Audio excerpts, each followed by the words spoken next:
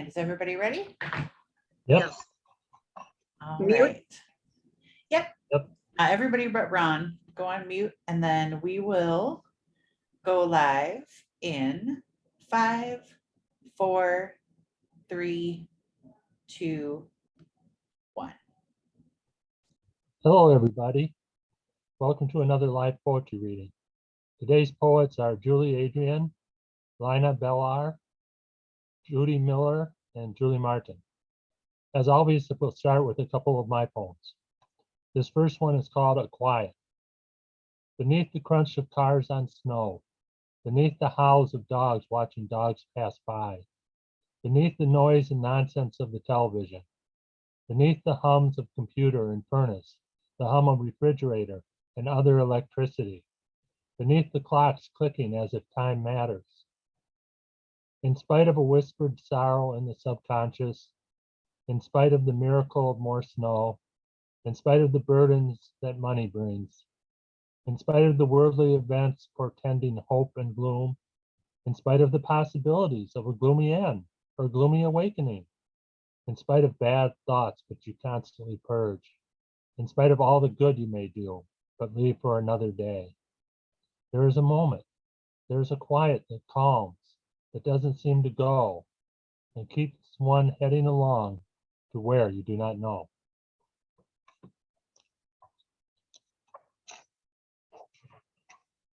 Next poem, Halloween Party.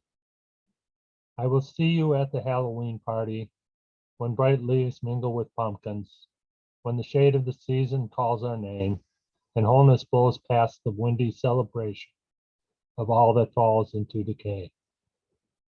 I walk down the halls of malls and see former friends quickly turn and walk the other way. I will see you, and our smiles will be our costumes. Our eyes will glimmer at the prospects of ghosts, apple bobbing, fading laughter. At the close of the evening, we will leave cloaked, happy, and polite. When out alone, I do my best to avoid the light.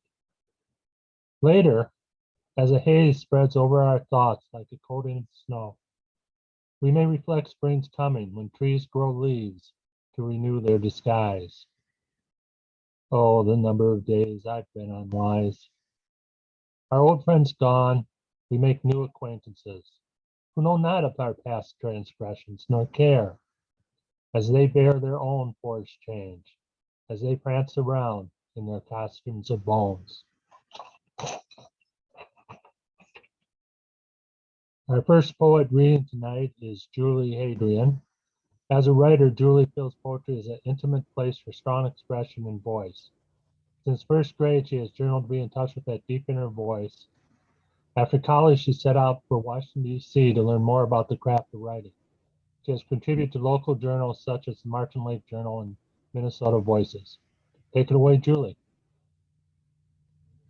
Thank you, Ron and Valerie, for this opportunity to read. I will be reading from my manuscript Under a Private Sky, as well as from newer work.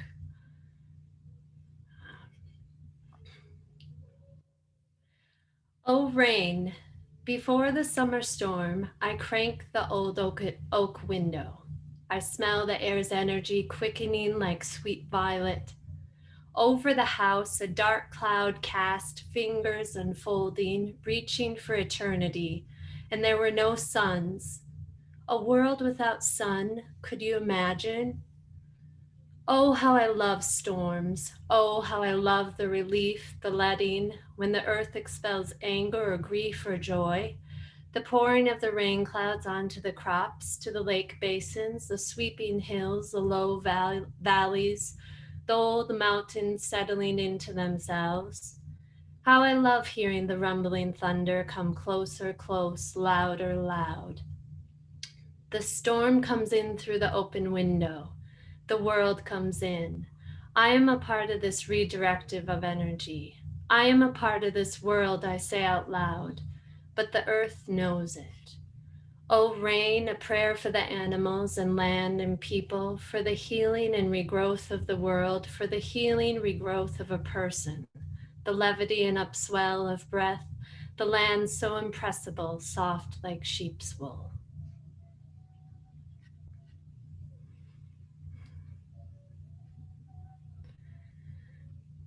And this is a newer poem. The Page. Whom can I speak to so candidly except to these pages? The page sits back in reserve, patient to hear everything without a judgment. It listens as fresh clay without an experience to say, no, that's not how it goes. It never asks for you to be more diminutive, to grow smaller without a voice. In fact, it says, be more audacious, be more bold.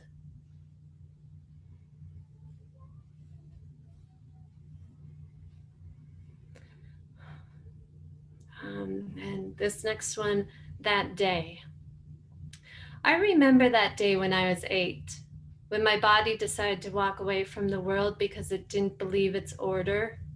I picked a life cause on a frivolous breeze, like picking out a hairstyle you get used to and forget to change until you sit and look at your familiarity and notice it isn't you at all. I remember the person I was that day. I took a different way than I was going and left my creative ghost behind. It waited for many years like the strong one, waiting in love, going on with their life in a beautiful, silent way, not needing hope, but never fully giving up hope, as they started a new life as someone else and left the right one behind after all this time to pick up the person they were that day.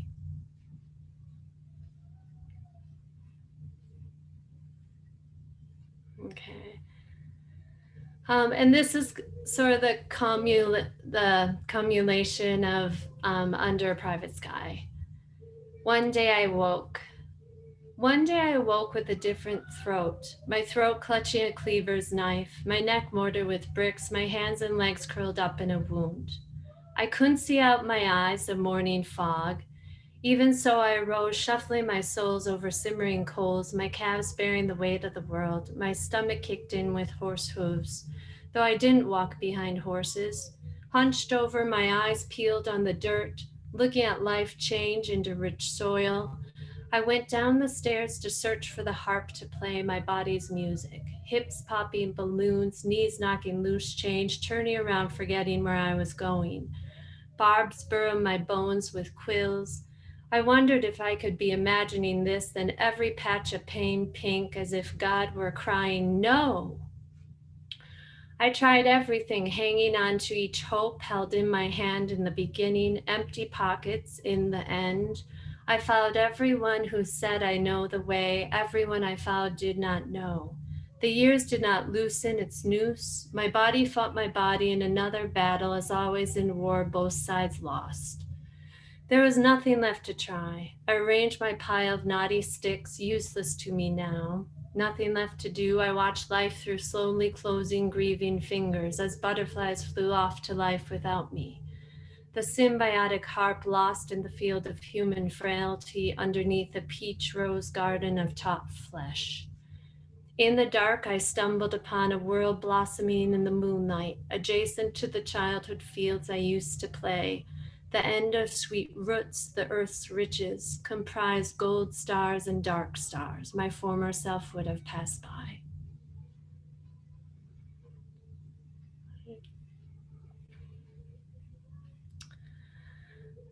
This is a newer poem, Thankful Still. In the tub with subway tiles and ash grout and a bronze brush spout and shower like a sun off an arm. I know even with these aches soaked on deep sea salts and chaos splintering the waves in my ears, too many failed to love the earth and failed again to love each brother and sister. I know I am privileged notwithstanding. I have this thought, and after all, I create what I love, and those ears must listen, albeit for a moment.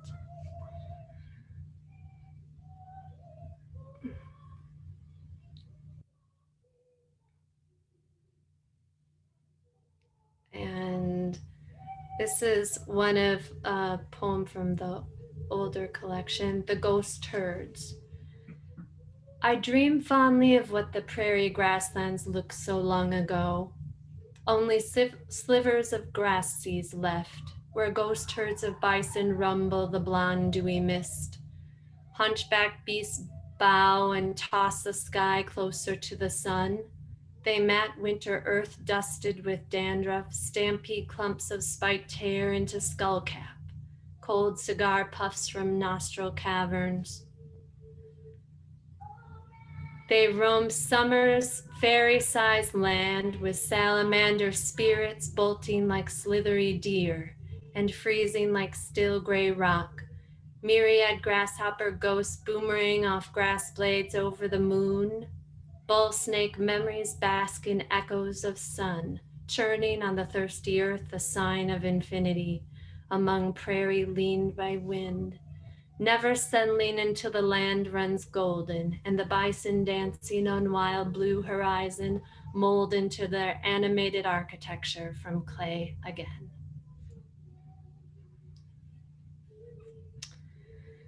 And then maybe a couple more. The sea's story. This afternoon, something about the saturation of the air. I know great waters from 1,000 miles away fill the wind with their stories, like the shell held to a child's ear that holds a joint bit of wind and sea. It tells us about the people lost at sea, who must reclaim their nature back on land.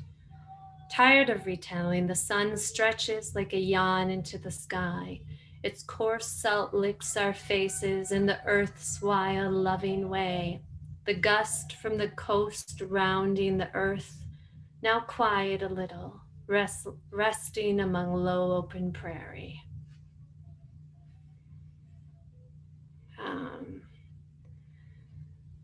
And one or two more. This one is one I didn't change. The day behind night.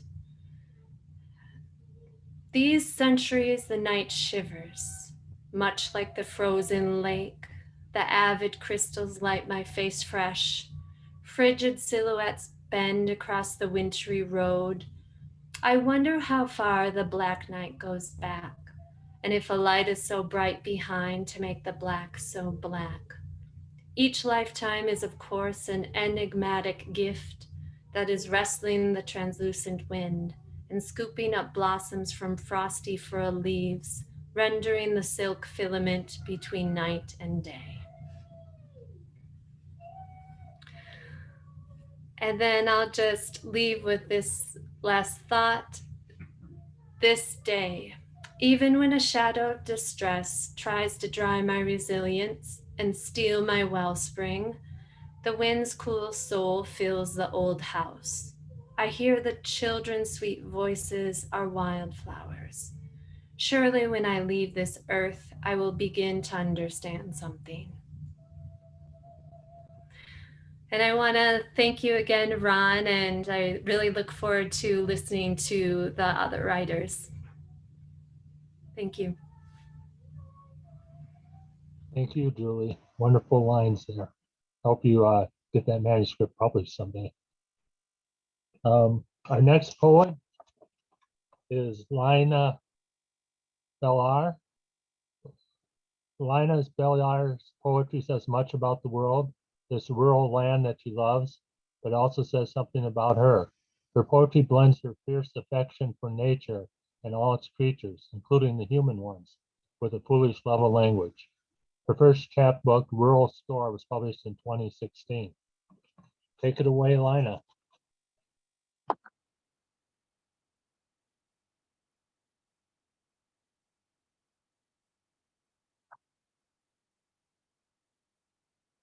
Thank you. I am going to read from my book, Rural Score, and I'll start with free ticket.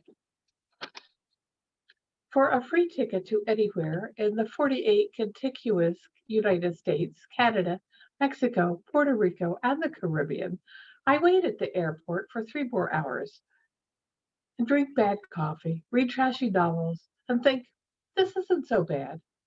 I could waste this much time watching TV, washing clothes, or wearing out cheap tennis shoes in a game of volleyball. For a free ticket to anywhere, I have given up a seat on the noon flight and gained the rest of the afternoon to find a comfortable position on badly contoured seats, in a waiting room noisy with more important travelers. Busy executives flash electronic devices. Children with important hands play musical chairs. Across from me, a beautiful girl caresses the cheek of a slouching youth in olive drab, who scans the room as though to reassure himself that no one is watching. I'm glad for this delay, since it postpones the prospect of one more homecoming without your smile to welcome me. For a free ticket to anywhere, I've caused myself a little inconvenience, but in the end, I've gained the illusion that if I can go somewhere else, you might be there too. The next is Shy Girls. Shy girls talk too loud in restaurants, stick their arms out straight to shake the hands of everyone they meet, think of all the things they should have said out loud, and cringe in shame remembering those they did. Shy girls wear too much makeup, pick the trumpet to play in fifth grade band, and look for hidden meanings in everything they hear. Shy girls think other girls are prettier, smarter, luckier, but no, they have something most girls can't match. Shy girls carry within their narrow chest the soul of a turtle, slow, persistent, persevering. Shy girls outlast the rest. Here's another poem about my childhood before the Paris shows. The length of this year's skirt was a subject of intense debate. All winter, the women in my family paged through Vogue magazines, sifting gossip from fashion houses for clues. By the time the spring season arrived, names like Chanel, Dior, Givenchy were daily household words. Finally, the famous couturiers spoke. This year, they decreed the headline would be a daring 1 inch above the knee. Mannequins in department stores complied at once, flaunted clothes we could never afford to buy. From our closets, we gathered skirts and dresses, filled our sewing baskets with needle, thread, and scissors. All week long, we picked, folded, measured, basted, and pressed the fetish hymns in place at the exact right length. We had such a desire to be fashionable, but despite all our work, they were still last year's clothes. Here's another memory. At the library. All summer long, my sister and I read books that take us places we have never been and will likely never see. I am to the T's in the adult fiction section of the public library, a faded Victorian house filled with books tended by two maiden women who sort and clean donated books, catalog them, honoring Dewey. I read everything by Eric Marie Remarque and acquire a stunning grasp of the vernacular that I expect to keep well hidden. My sister, 2 years younger, reads books like the Bobbsey Twins and Nancy Doom mysteries. Is that a good one? I ask her one day. Oh, yes, she answers. I'm almost done, but there's another book in the series. We both breathe sighs of relief, knowing there are still more worlds left to travel. I have to write some things about today, and our life today.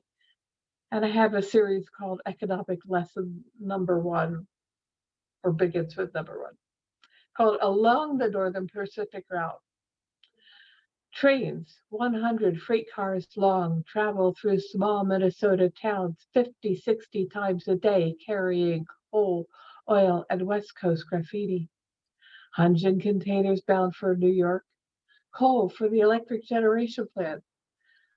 Shiny tank cars filled with black gold from the oil fields of North Dakota, where adventure beckons. Some towns have banned train whistles, But the wheels of the trains on the cold metal tracks still whisper destiny to workers in the trackside factories, grain elevators, feed mills. In one town, a worker at the boatwork stops his hammering and listens. Destiny, destiny, say the train cars clicking over the rails, heavy with profits, commanding respect. Each night at 3 a.m., the passenger train arrives. He imagines climbing aboard, his hand grasping the cold metal rail as he mounts the steps to the Pullman car. Minutes later, the train begins its slow creep, gathering momentum, wheels clacking. Destiny, destiny, destiny.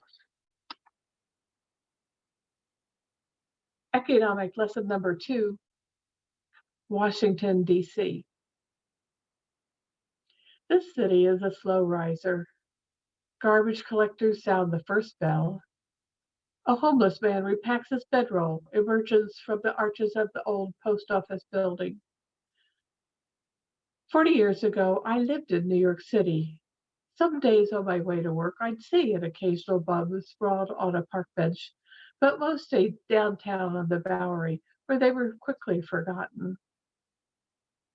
Today, in the nation's capital, homeless and haute couture mingle on every block.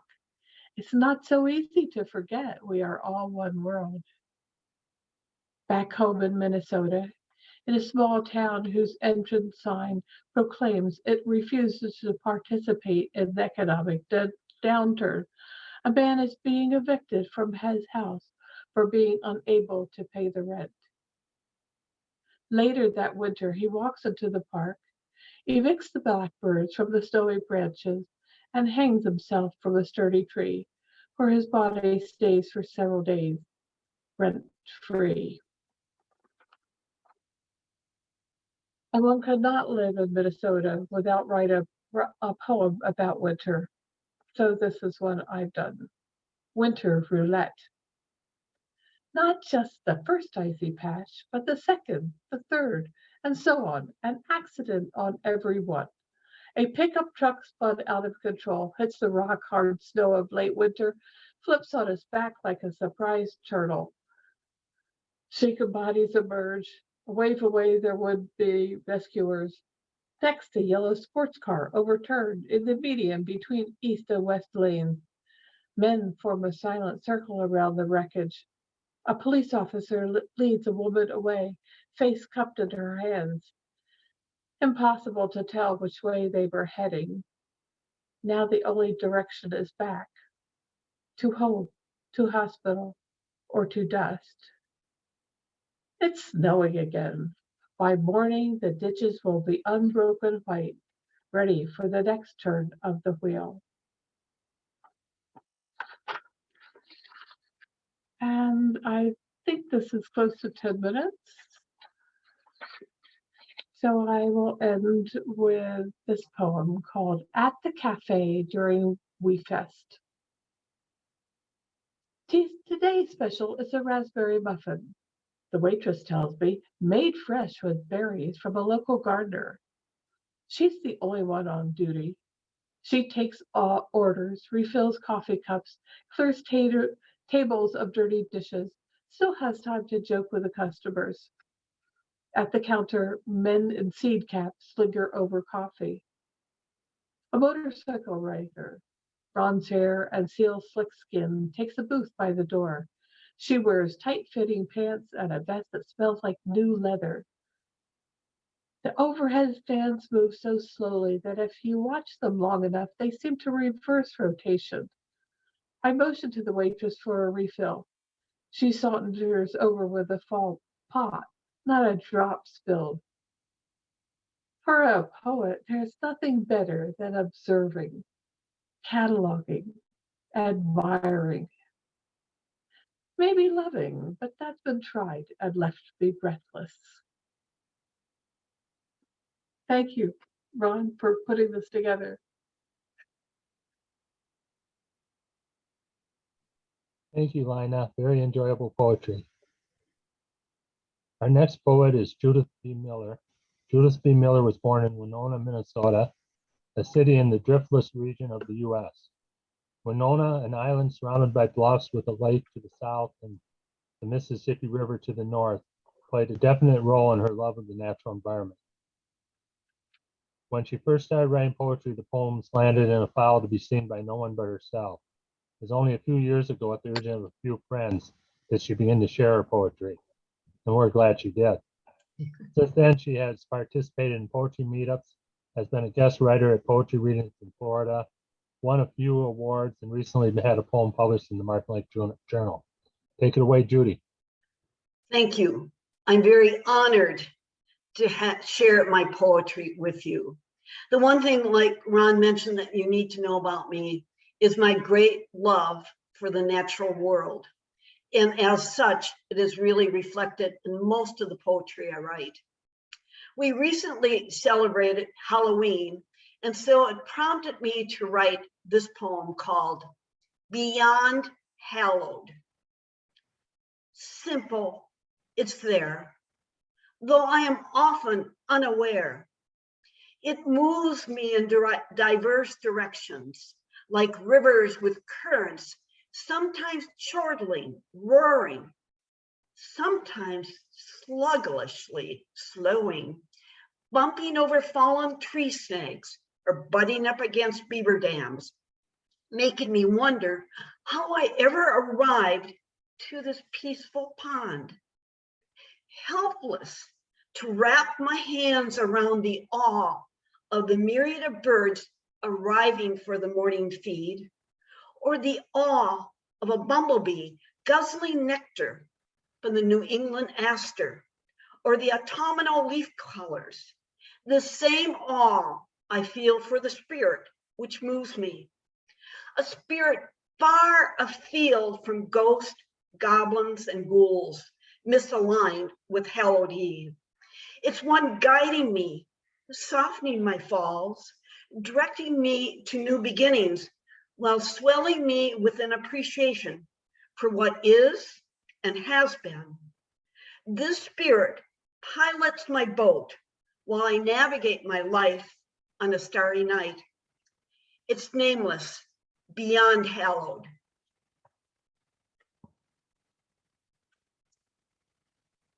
As Ron mentioned, I was born in Winona and raised there in the Polish community. I'm very Polish. And we never knew we were poor. I guess I still don't realize it. But I wrote this poem called Polish Poor. It uses a poetic technique that some of you are very familiar with and maybe not. It's called enjambment. So it's where one line runs into the other without a pause or punctuation. It's a short poem, so I'll try to get through it and I hope you'll get the gist of it. Polish Poor.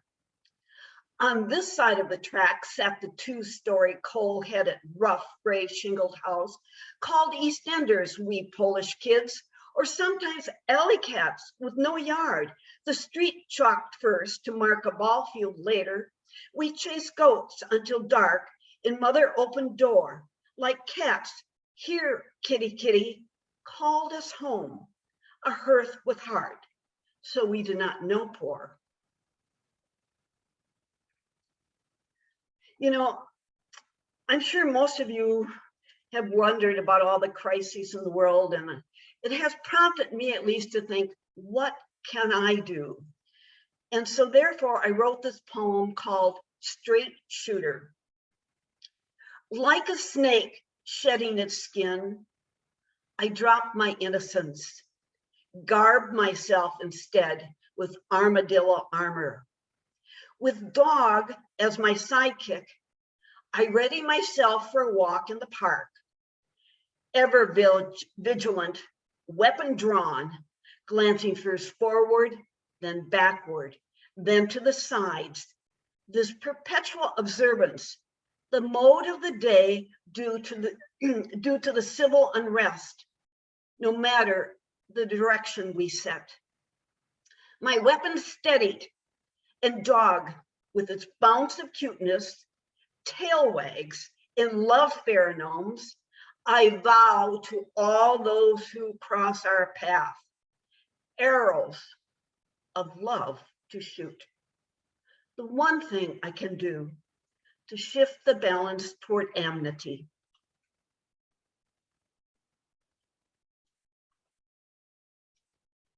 I don't think there's one of us who has not had times when we've really felt out and about and we need to restore ourselves. When I find myself that way, I go to the woods, to the prairies, to the streams, or to the lake. This is called self-portrait. I don't recognize her. Disheveled, dirty, her garb torn, arms scratched, she threads her way out of the thick, somber woods. She stumbles, mumbles incoherently, and spews words as if cherry pits, bears, berries, birds, brambles. Ahead in the clearing, a crystal lake, water lapping its shore. Mournful loons call, her head lifts, she listens, understanding the language, the pitch of their calls. Forward she moves, staggering, then she falls, dipping her ragged self into the coolness. Frozen in time, I watch in stillness. No one rescues her, yet she emerges, washed in sunlight, cleansed, lithe and radiant, like an osprey having fetched its prey, soaring to the highest branches, enjoying the fruit of its existence. She whiles away this day, sitting on the shore. Sunset comes, the sky blazes red, then darkens. Her muscles now taut, she lifts herself up. Back to the woods she turns, moonlight lighting her path. Not having seen me, she now turns, smiles. Only then do I know I'm looking at myself.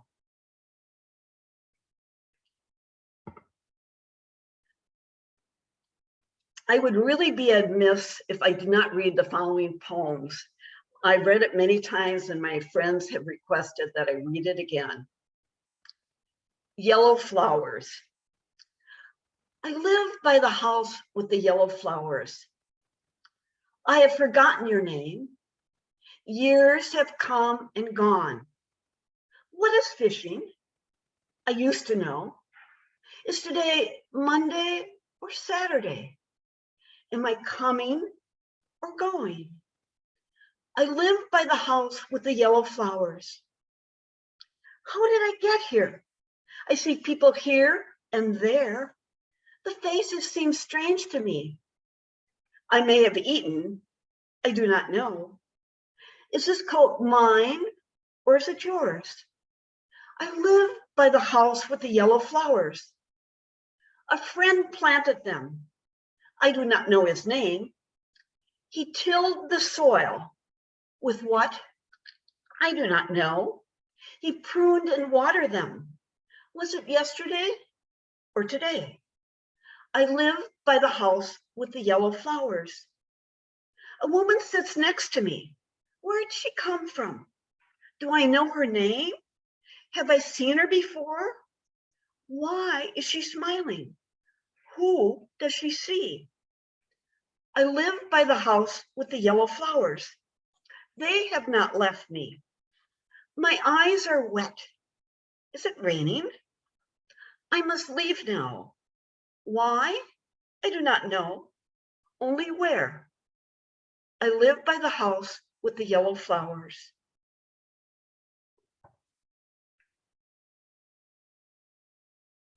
Oh, we have to embrace so many changes these days. Embrace. Some things just are, like morning sleep opening to day rise, day turning the light switch to night, snow melting into spring flora, short summer days brushing leaves to orange. Some things just are. Death ringing bliss, from those left behind. Time recarving grief to acceptance.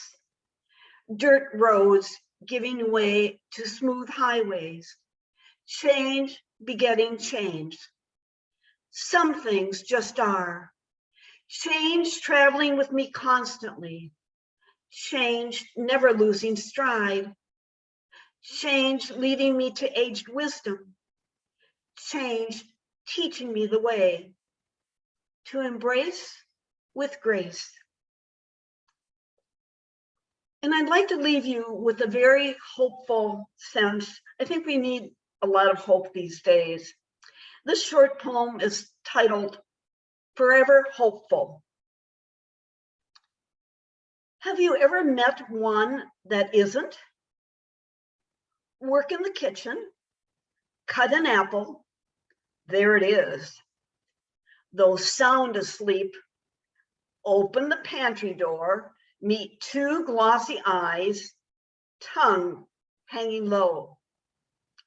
Across the yard, near the fence, won't come though called. Open fridge, open bag of cheese, instantly nose are wet, instantly knees are wet-nosed. Curled up on the couch, book, blankets, pillows, not an inch more room. One quick leap, there it is, claiming the space that isn't. Would I could be like this critter, forever hopeful. And I hope you too are forever hopeful. Thank you for giving me this opportunity. Thank you, Judith. Very well done. Thank you. Our next poet is Julie Martin, a poet and a public school teacher. Julie lives near the confluence of the Mississippi and Minnesota rivers. Her poetry has appeared in several journals, most recently The Talking Stick, Plants and Poetry, Mother's Always Right, and Thimble Literary Magazine. Go ahead, Julie. Good evening, and thank you, Ron and Valerie, for inviting me. I'm delighted to be here. Thank you, Minneapolis Television Network. Thank you to the other poets. Catalpa trees. 1. Go down the gravel road, past the farm where a family lived in a boxcar, past the field with the longhorn cattle. When you hear donkeys bray, you are almost there. Past fields of soybeans and wheat, the wind will wave and part the stalks, revealing a rusted, abandoned truck. Pull over where the fence posts meet. Grass has overgrown the curb, but if you look hard, remnants can be found of a road that curved up to the schoolhouse, all reclaimed by earth, wind, and time. Start at the catalpa tree. Walk south in cadence to thread-like echoes of creaking swings. Imagine where the windows were, the cloakroom, the pile of coal for the fire the teacher stoked. This is the intersection between the past and the future. 2. Some nights in dreams, I wander this space. Though barbed wire obstructs entrance, my uncle has the authority to enter. With patient, skilled hands, he unwinds the wire from the post and ushers us in. Large heart-shaped leaves sift the sunlight as I scatter my father's ashes upwards and outwards to consort with barred-winged dragonflies and rain down with catalpa blossoms. And my next poem is Upcycled. Black sweater, thrift shop find, damp, listless, hanging outdoors on the clothesline. Cast off, you have been revived by traces of sunshine absorbed into fibers and the alleluia of breezes waving through your sleeves. Were it not for your backdrop of darkness, I would have missed the glint of a spider's web, illuminating filaments, electric dots connecting across your night sun sky. Let's meet. And this is after Diane Seuss. Let's meet in the pocket of the hand-me-down jacket with the reindeer charm zipper pull. Inside the rolled up scroll in a Band-Aid box buried beneath the Russian olive tree. Through the links of the fence where the basset hound leans to get her velvety ears rubbed. In the space between the wall and the radiator where a St. Bridget prayer card cloisters. Counterclockwise on the whorl of a baby's head, on the same spiral that swirls through our galaxy, on the fulcrum of the red-handled pliers that hang in the chalked tool outline over my father's workbench, beyond the surrender of each choice in realms we have yet to imagine. Sage Creek Rim Road, Badlands, South Dakota. Recent rains have turned gravel to sludge. Mud accumulates on my bike tires like a giant snowball, causing me to move in the exaggerated slow motion of a mime. Signs warn of stampeding bison and prairie dogs carrying bubonic plague. Looking over the landscape, my son murmurs, "This looks like Mars. We are entering another realm." Before us, valley that used to be ancient ocean. Striated spires rise, ochre, mustard yellow, cinnamon, umber, layer upon layer of fossilized animal remains, suspended in time. Bison are grazing in the distance. My husband and boys have biked ahead, vying to outdo one another in feats of strength and endurance. Competition, breeding competition. I stand alone. Like a mirror, this vast panorama reveals an inner terrain, rocky and difficult to navigate. Alone, yet sounds of life surround me. A continual cycle from ancestor to offspring. Spring peepers low to the ground, but singing high. Meadowlarks swooping in and out, flaring and fading. Annoyed prairie dogs scolding a chit-chit sound, exclamations shaking them from mouth to tail. Cows murmuring maternal calls to their calves. Finally, the sound of my own heavy breathing as I gain momentum on the wet gravel. Advice from a cicada. Absorb all you can from gestation in darkness. Linger. Metamorphosis cannot be rushed. When it is time, molt. Cast off the shell of former self.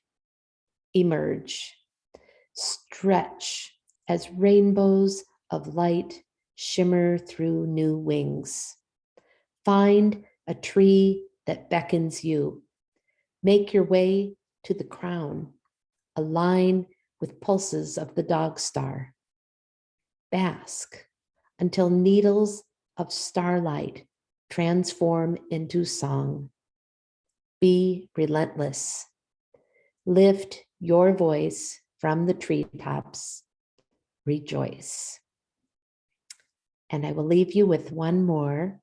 This one is called Catfish Jambalaya. With a towel slung over his shoulder, he sang while he did the dishes in the kitchen's golden light. As orange-scented soap suds filled the sink, A few stray bubbles floated over his head, a towel slung over his shoulder. Rocking in a two-step, he'd twirl the towel. Me, oh my, oh catfish pie, he sang while he did the dishes. Drying the lids of the pots and pans, son of a gun, we'll have big fun in the kitchen's golden light.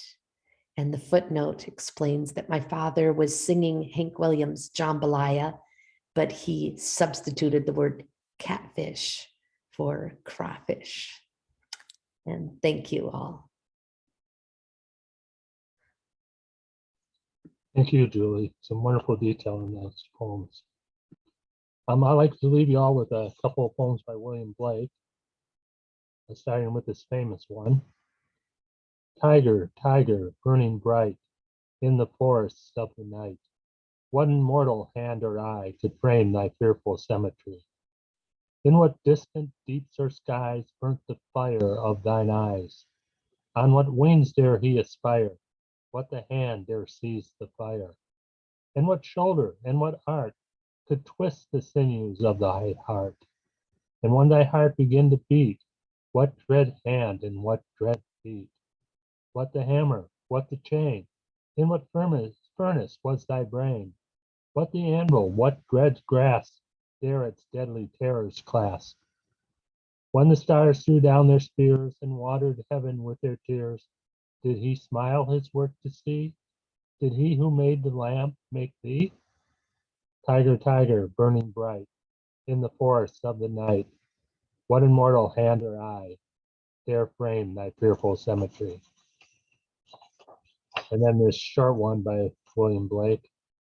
Ah, sunflower, weary of time, who countest the steps of the sun, seeking after that sweet golden clime, where the traveler's journey is done, where the youth pine away with desire, and the pale virgin shrouded in snow arise from their graves and aspire where my sunflower wishes to go. Thank you all for watching. Thank you, poets. Excellent job. Thank you, Valerie and the Minneapolis Television Network for putting this on. Everybody have a great night.